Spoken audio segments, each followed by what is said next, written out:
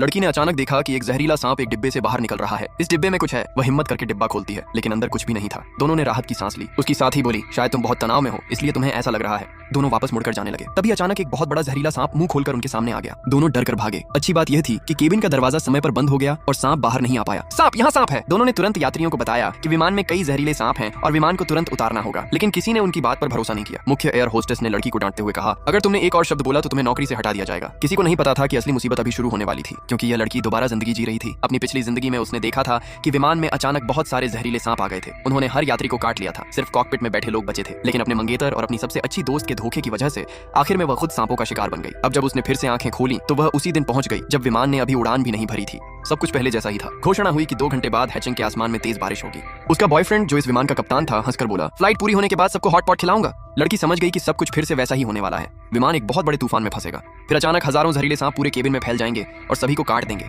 इस बार उसने ठान लिया कि वह सबकी जान बचाएगी। मुख्य एयर होस्टेस होने के कारण उसने तुरंत कहा कि सभी सामान की दोबारा जांच होगी, लेकिन सह पायलट ने उसे रोक दिया। उसने कहा, इतनी सुरक्षा के बाद कोई जहरीला सांप विमान में आ ही नहीं सकता। तभी चालाक महिला भी बोली, विमान उड़ने वाला है। अगर जांच की वजह से देर हुई तो जिम्मेदारी कौन लेगा। आखिर में सामान की जांच रोक दी गई, लेकिन किसी को नहीं पता था कि उसी समय सह पायलट के फोन पर एक संदेश आया, छोटे सांप विमान में पहुंच गए हैं, काम पूरा हुआ। लड़की के साथ ही उसे शांत करने के लिए पानी लेने गई। तभी लड़की को अपनी पिछली जिंदगी याद आ गई।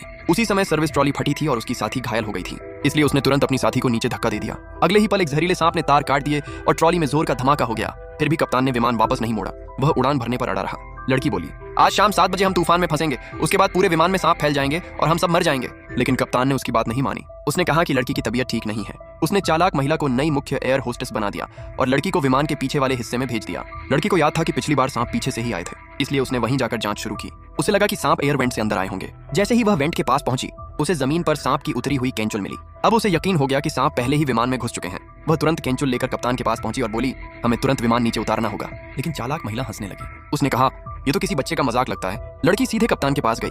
कप्तान ने केंचुल देखी और उसे नकली कहकर जमीन पर फेंक दिया। उसने लड़की को फिर से पीछे जाकर काम करने का आदेश दिया। लड़की का गुस्सा बढ़ गया। उसने कप्तान को एक जोरदार थप्पड़ मारा और कहा, अगर हम तूफान में गए तो सांप पानी की तरह पूरे विमान में फैल जाएंगे, तब तुम किसी को जवाब नहीं दे पाओगे। कप्तान बोला, मौसम विभाग ने सिर्फ बारिश की बात कही है, क्या तुम्हें उनसे ज्यादा पता है। इतने में बाहर जोर की गरज सुनाई देने लगी। लड़की समझ गई कि अब समय बहुत कम है। अगर जल्दी कुछ नहीं किया तो सब खत्म हो जाएगा। उसी समय विमान हिलने लगा। यात्री डरने लगे। लड़की ने तय किया कि अब उसे सांपों का असली ठिकाना ढूंढना ही होगा।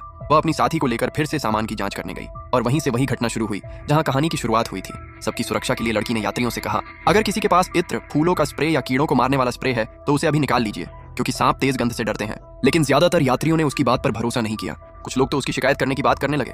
तभी चालाक महिला फिर सामने आई। उसने मुस्कुराकर कहा, घबराइए मत, मैं आप सबको सुरक्षित मंजिल तक पहुंचाऊंगी। तभी अचानक किसी की जोर से चीख निकली, सांप, सांप।